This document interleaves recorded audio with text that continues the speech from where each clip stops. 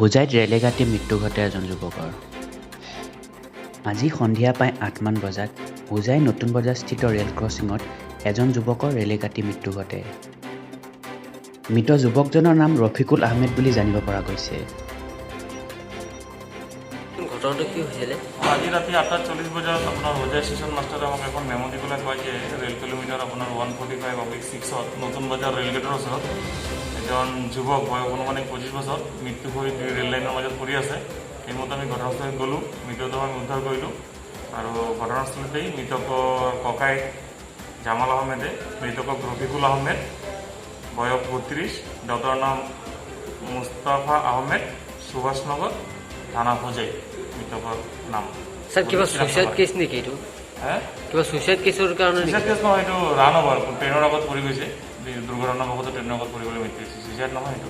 Suicide নহয়। ঘটনাটো কি স্যার কেইটা বজাত? এইটো 8:40ত আমি খবৰ পাইছোঁ, ধৰক তাৰ 5 মিনিটমান আগতে 7:35 মানত, 8:35 মানত। কোনটো ট্ৰেইন হ'ব স্যাৰ? ট্ৰেইন কোনটো মাৰিছে কোনো ড্ৰাইভাৰে আমাক ৰিপৰ্ট কৰা নাই। এইটো কোনো আননোন মালগাড়ী চালকে হ'ব পাৰে, হ'বতে বা ড্ৰাইভাৰে দেখা নাই আন্ধাৰৰ কাৰণে। আপোনালোক সন্দেহ কি স্যাৰ? আমাৰ সন্দেহ এইটো দুৰ্ঘটনাবশত ট্ৰেইনৰ আগত পৰি যোৱা ৰান অভাৰ বুলি আমাৰ সন্দেহ। বাকী পষ্টমৰ্টম ৰিপৰ্টত ওলাই যাব, আমি অহাকালি পষ্টমৰ্টম কৰিম। পষ্টমৰ্টম ৰিপৰ্টত আমি চব পাই যাম। ল'ৰাটোৰ বয়স স্যাৰ কিমান হ'ব? ল'ৰাটোৰ বয়স 32 বছৰ। ধন্যবাদ।